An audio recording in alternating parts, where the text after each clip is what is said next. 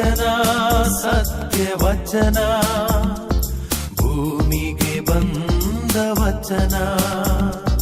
ವಚನ ಸತ್ಯ ವಚನ, ಭೂಮಿಗೆ ಬಂದ ವಚನ. ಆದಿಯಲ್ಲಿ ಇದ್ದ ವಚನ, ನಮ್ಮ ನೋಡ ಬಂದ ವಚನ. ವಚನ ಸತ್ಯ ವಚನ, ಭೂಮಿಗೆ ಬಂದ ವಚನ.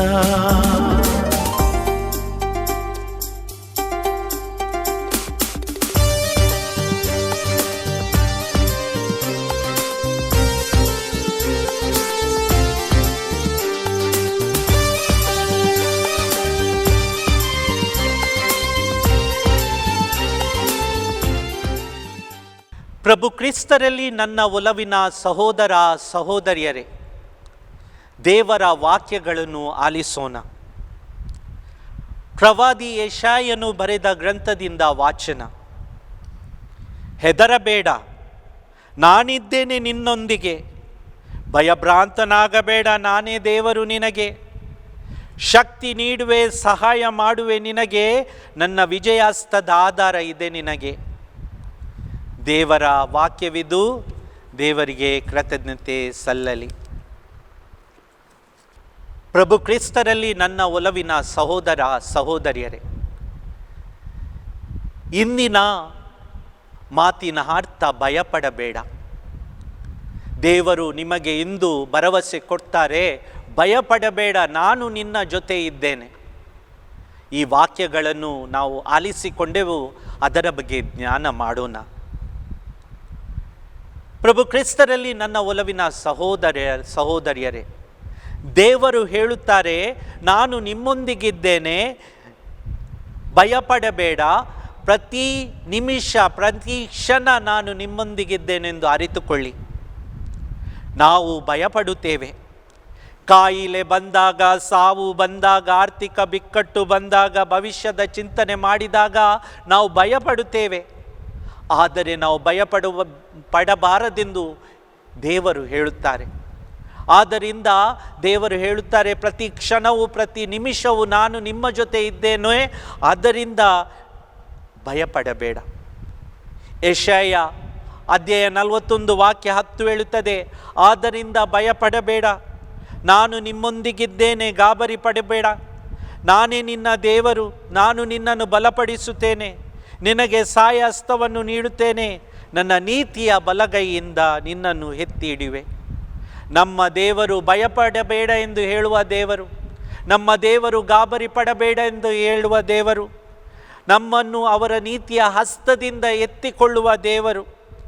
ಕೀರ್ತನೆ 23 ವಾಕ್ಯ 4 ಹೇಳುತ್ತದೆ, ಹೌದು, ನಾನು ಸಾವಿನ ನೆರಳಿನ ಕಣಿವೆಯ ಮೂಲಕ ನಡೆದರೂ ನಾನು ಯಾವುದೇ ಕೆಟ್ಟದಕ್ಕೆ ಹೆದರುವುದಿಲ್ಲ, ಯಾಕೆ ನಾನು ನಿನ್ನೊಂದಿಗಿರುವೆ. ನಮ್ಮ ದೇವರು ಸಾವಿನ ಆ ನೆರಳಿನ ಕಣಿವೆಯ ಮೂಲಕ ನಡೆಯುವಾಗಲೂ ಅವರು ನಮ್ಮ ಜೊತೆ ಇರುತ್ತಾರೆ. ನಾವು ಕಷ್ಟದಿಂದ ಇರುವಾಗ ನಮ್ಮ ಜೊತೆ ಇರುತ್ತಾರೆ. ಭವಿಷ್ಯಕ್ಕೋಸ್ಕರ ತೊಳಲಾಡುವಾಗ ನಮ್ಮ ಜೊತೆ ಇರುತ್ತಾರೆ. ನಮ್ಮ ಭವಿಷ್ಯದ ಚಿಂತನೆ ಮಾಡುವಾಗ ನಮ್ಮ ಜೊತೆ ಇರುತ್ತಾರೆ. ನಮ್ಮ ಜೀವನದ ಪ್ರತಿ ನಿಮಿಷವೂ ಕ್ಷಣವೂ ಅವರು ನಮ್ಮ ಜೊತೆಗಿರುತ್ತಾರೆ. ಸಮಸ್ತ ಬ್ರಹ್ಮಾಂಡದ ಪರಮ ಪ್ರಭುವಾದ ಅದೇ ದೇವರು, ಸ್ವರ್ಗ ಭೂಮಿಯನ್ನು ಮಾಡಿದ ದೇವರು, ನಮ್ಮನ್ನು ರಕ್ಷಿಸುವ ದೇವರು, ಎಲ್ಲ ಶಕ್ತಿಯನ್ನು ಹೊಂದಿರುವ ದೇವರು. ಆದ್ದರಿಂದ ಪ್ರಿಯರೇ, ಭಯಪಡುವ ಮುಂಚೆ ಒಂದು ನಿಮಿಷ ತಿಳಿದುಕೊಳ್ಳಿ, ನಮ್ಮ ದೇವರು ನಮ್ಮ ಜೊತೆ ಪ್ರತಿ ಕ್ಷಣ ಪ್ರತಿ ನಿಮಿಷ ಇರುತ್ತಾರೆ. ದೇವರು ನಮ್ಮೊಂದಿಗಿರುತ್ತಾರೆ. ಆದ್ದರಿಂದ ನಾವು ಭಯಪಡಬಾರದು. ದೇವರಲ್ಲಿ ನಂಬಿಕೆ ಇಟ್ಟುಕೊಳ್ಳಿ. ಭಯಪಡುವ ಪ್ರತಿಯೊಂದು ಅವಕಾಶವು ದೇವರನ್ನು ನಂಬುವ ಅವಕಾಶವಾಗಿದೆ. ಹೌದು ಪ್ರಿಯರೇ, ನಾವು ಪಡುವಾಗ ನಾವು ದೇವರನ್ನು ಅವಲಂಬಿಸುತ್ತೇವೆ, ದೇವರ ಮುಂದೆ ಬರುತ್ತೇವೆ, ದೇವರಿಗೆ ನಮ್ಮ ಸಮರ್ಪಣೆಯನ್ನು ಮಾಡುತ್ತೇವೆ. ಕೀರ್ತನೆ 56 ವಾಕ್ಯ 3-4 ಹೇಳುತ್ತದೆ, ನಾನು ಭಯಪಡುತ್ತೇನೆ, ನಾನು ನಿನ್ನನ್ನು ನಂಬುತ್ತೇನೆ, ದೇವರಲ್ಲಿ ನಾನು ನಂಬಿಕೆಯನ್ನು ಇಟ್ಟಿದ್ದೇನೆ, ನಾನು ಭಯಪಡುವುದಿಲ್ಲ. ಆದ್ದರಿಂದ ಪ್ರಿಯರೇ, ಯಾವಾಗ ನಾವು ದೇವರಲ್ಲಿ ನಂಬಿಕೆ ಇಟ್ಟುಕೊಳ್ಳುತ್ತೇವೆಯೋ ಆಗ ನಾವು ಭಯಪಡುವುದಿಲ್ಲ. ನಮ್ಮ ಭಯಪಡುವ ಹೆಚ್ಚಿನ ವಿಷಯಗಳ ಬಗ್ಗೆ ನಾವು ನಿಜವಾಗಲೂ ಏನನ್ನು ಮಾಡಲು ಸಾಧ್ಯವಿಲ್ಲ. ಬಾಂಬು ದಾಳಿ, ನೈಸರ್ಗಿಕ ವಿಪತ್ತುಗಳು, ಹೀಗೆ ಹಲವಾರು ಸಂಗತಿಗಳು ನಮ್ಮ ಜೀವನದಲ್ಲಿ ನಡೆಯುತ್ತವೆ, ನಮ್ಮ ಆಸುಪಾಸಿನಲ್ಲಿ ನಡೆಯುತ್ತವೆ. ನಾವು ಅವಗೋಸ್ಕರ ತಡೆಯಲು ಆಗುತ್ತೇವೆಯೋ? ಅದು ಯಾವಾಗ ಆಗುತ್ತದೆ, ಹೇಗೆ ಆಗುತ್ತದೆ ನಮಗೆ ಗೊತ್ತಿಲ್ಲ.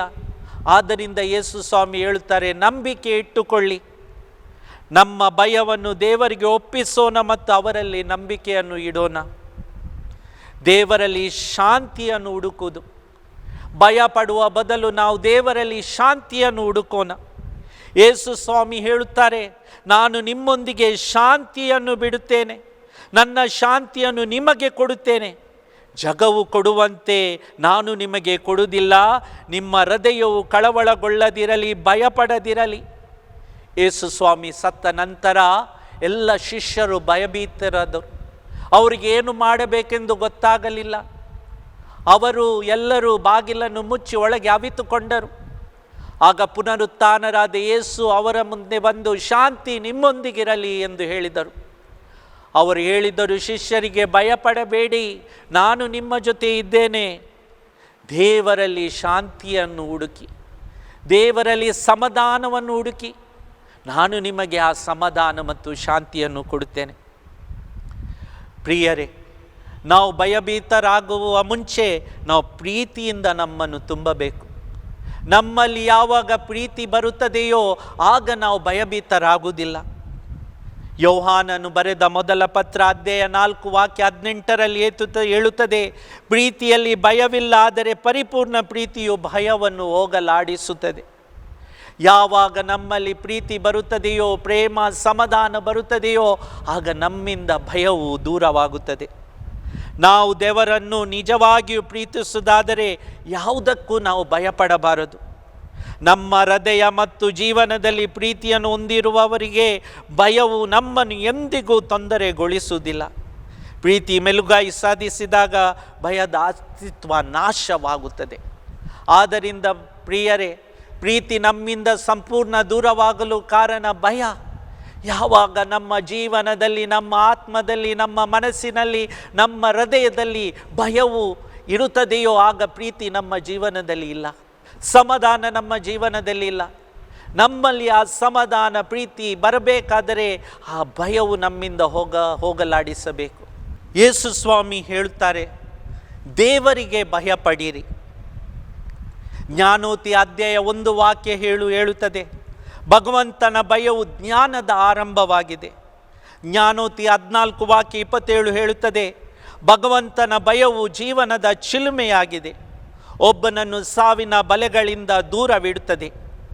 ಬೈಬಲಿನಲ್ಲಿ ಭಯದ ಮನೋಭಾವಕ್ಕೆ ಸಂಪೂರ್ಣ ವಿರೋಧವಾದ ಭಯ ಬೈಬಲ್ನಲ್ಲಿದೆ. ಅದೇ ಭಗವಂತನ ಭಯ. ದೇವರಿಗೆ ಭಯಪಡುವುದೇನೆಂದರೆ ದೇವರನ್ನು ಗೌರವಿಸುವುದು. ದೇವರ ಭಯ ಪಾಪ ಮಾಡದಂತೆ ತಡೆಯುತ್ತದೆ. ದೇವರ ಭಯ ನಾವು ಆತನ ಚಿತ್ತಕ್ಕೆ ವಿಧೇಯರಾಗುವಂತೆ ಮಾಡುತ್ತದೆ. ದೇವರ ಭಯ ನಮ್ಮನ್ನು ದುರ್ಬಲಗೊಳಿಸುವುದಿಲ್ಲ. ದೇವರ ಭಯ ಆತನ ಆಜ್ಞೆಗಳಲ್ಲಿ ಸಂತೋಷಪಡಿಸುತ್ತದೆ, ಶಾಶ್ವತ ಮರಣದಿಂದ ರಕ್ಷಿಸುತ್ತದೆ. ಆದ್ದರಿಂದ ಪ್ರಿಯರೇ, ದೇವರ ಭಯ ನಮ್ಮಲ್ಲಿ ಬರುವಾಗ ನಾವು ಇತರರನ್ನು ಗೌರವಿಸುತ್ತೇವೆ. ಅದು ನಮ್ಮನ್ನು ಪಾಪ ಮಾಡದಂತೆ ತಡೆಯುತ್ತದೆ. ಈ ಲೋಕದ ಕೃತ್ಯಗಳಿಂದ ನಾವು ದೂರ ಇರುತ್ತೇವೆ. ನಮ್ಮ ಚಿತ್ತ ದೇವರ ಚಿತ್ತಕ್ಕೆ ಒಂದಾಗುತ್ತದೆ. ದೇವರ ಭಯ ನಮ್ಮನ್ನು ದುರ್ಬಲಗೊಳಿಸುವುದಿಲ್ಲ. ಆದ್ದರಿಂದ ಪ್ರಿಯರೇ, ದೇವರ ಭಯ ನಮ್ಮ ಜೀವನದಲ್ಲಿ ಇರಬೇಕು. ಕೊನೆಯದಾಗಿ ಪ್ರಿಯರೇ, ದೇವರನ್ನು ನಾವು ಪ್ರಾರ್ಥಿಸಬೇಕು. ಭಯ ನಮ್ಮ ಜೀವನದಿಂದ ಹೋಗಬೇಕಾದರೆ ನಾವು ದೇವರನ್ನು ಪ್ರಾರ್ಥಿಸಬೇಕು. ರಾಜ ದಾವೀದನು ಆತ್ಮವು ಗಲಿಬಿಲಿಗೊಂಡಾಗ, ಅವನ ಭಯವನ್ನು ನಿಭಾಯಿಸಲು ತುಂಬ ಕಷ್ಟವಾದಾಗ, ಅವನ ಮನಸ್ಸು ಚಿಂತೆಯಿಂದ ಪೀಡಿಸಲ್ಪಟ್ಟಾಗ ಅವನು ಭಗವಂತನನ್ನು ಬೇಡಿದನು. ಕೀರ್ತನೆ 34 ವಾಕ್ಯ 4 ಹೇಳುತ್ತದೆ, ನಾನು ಭಗವಂತನನ್ನು ಹುಡುಕಿದೆ ಮತ್ತು ಅವನ ಮಾತುಗಳನ್ನು ಕೇಳಿದೆ, ನನ್ನ ಎಲ್ಲ ಭಯಗಳಿಂದ ಆತನು ಬಿಡುಗಡೆ ಮಾಡಿದನು. ಮತ್ತೊಂದು ಸಲ ಹೇಳುತ್ತೇನೆ, ನಾನು ಭಗವಂತನನ್ನು ಹುಡುಕಿದೆ, ಅವನ ಮಾತುಗಳನ್ನು ಕೇಳಿದೆ, ನನ್ನ ಎಲ್ಲ ಭಯಗಳಿಂದ ಅವನು ಬಿಡುಗಡೆ ಮಾಡಿದನು. ಯಾವಾಗ ನಮ್ಮಲ್ಲಿ ಭಯ ಬರುತ್ತದೆಯೋ ಆಗ ದೇವರ ಮಾತುಗಳನ್ನು ಹೇಳೋಣ, ದೇವರ ಮಾತುಗಳಲ್ಲಿ ನಮ್ಮ ಜೀವನವನ್ನು ಸಮರ್ಪಿಸೋಣ. ಆಗ ದೇವರ ಭಯ ನಮ್ಮ ಜೀವನದಲ್ಲಿ ಹೋಗಲಾಡಿಸುತ್ತದೆ. ಆದ್ದರಿಂದ ಪ್ರಿಯರೇ, ದೇವರ ಭಯ ನಮ್ಮ ಜೀವನದಿಂದ ಹೋಗಲಾಡಿಸಬೇಕಾದರೆ ದೇವರು ನಮ್ಮೊಂದಿಗೆ ಇದ್ದಾನೆ ಎಂದು ನಾವು ಅರಿತುಕೊಳ್ಳಬೇಕು. ದೇವರಲ್ಲಿ ನಂಬಿಕೆಯನ್ನು ನಾವು ಇಟ್ಟುಕೊಳ್ಳಬೇಕು. ದೇವರಲ್ಲಿ ಶಾಂತಿಯನ್ನು ನಾವು ಹುಡುಕಬೇಕು. ಪ್ರೀತಿಯಿಂದ ನಮ್ಮ ಬದುಕನ್ನು ತುಂಬಬೇಕು. ದೇವರಿಗೆ ಭಯಪಡಬೇಕು. ದೇವರಲ್ಲಿ ಪ್ರಾರ್ಥಿಸಬೇಕು. ಆಗ ನಿಜವಾಗಿಯೂ ನಮ್ಮ ಜೀವನದ ಎಲ್ಲ ಭಯಗಳು ದೂರವಾಗಬಹುದು. ಆದ್ದರಿಂದ ಪ್ರಿಯರೇ, ಭಯ ಎಂಬುದು ಒಂದು ಕಠಿಣ ಚಿಂತನೆಯಾಗಿದೆ. ಹಲವಾರು ಜನರು ನಾವು ಭಯದಿಂದ ನಮ್ಮ ಜೀವನವನ್ನು ತೊಳಲಾಡುತ್ತೇವೆ. ಈ ಭಯ ನಮ್ಮ ಹೃದಯಗಳಲ್ಲಿ, ಮನಸ್ಸಿನಲ್ಲಿ, ನಮ್ಮ ಆತ್ಮದಲ್ಲಿ ಬರುವಾಗ ನಾವು ಎಲ್ಲರೂ ಗಲಿಬಿಲಿಗೊಳ್ಳುತ್ತೇವೆ. ಸೈತಾನನ ಭಯ ಇನ್ನೊಂದೆಡೆಯಲ್ಲಿ ನಮ್ಮನ್ನು ತೊಡಕು ಮಾಡುತ್ತದೆ. ಈ ಸೈತಾನನ ಭಯವೂ ಬಂದಾಗ ನಮ್ಮ ಜೀವನ ಕೂಡ ಗಲಿಬಿಲಿಗೊಳ್ಳುತ್ತದೆ. ಆದ್ದರಿಂದ ಪ್ರಿಯರೇ, ನಮ್ಮ ಜೀವನವನ್ನು ದೇವರಿಗೆ ಸಮರ್ಪಿಸೋಣ. ಈ ಭಯದಿಂದ ಮುಕ್ತವಾಗಿರಿಸೋಣ. ಆಮೇನ್. ತಂದೆಯಾದ ದೇವರೇ, ನಮ್ಮ ಜೀವನದಲ್ಲಿ ಹಲವಾರು ರೀತಿಯ ಭಯಗಳಿಂದ ನಾವು ಕಂಗಾಲಾಗುತ್ತೇವೆ.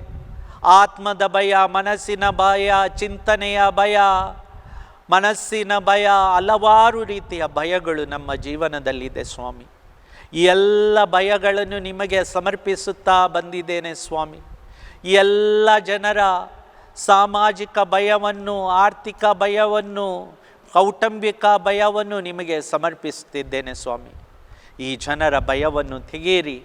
ನಿಮ್ಮೊಂದಿಗೆ ನಾವು ಪ್ರೀತಿಯನ್ನು ಹುಡುಕಿಕೊಂಡು ನಮ್ಮ ಜೀವನವನ್ನು ನಿಮಗೆ ಸಮರ್ಪಿಸುತ್ತೇವೆ. ಈ ಪ್ರಾರ್ಥನೆಯನ್ನು ಪ್ರಭು ಕ್ರಿಸ್ತರ ಮುಖಾಂತರ ನಾವು ಮಾಡುತ್ತೇವೆ.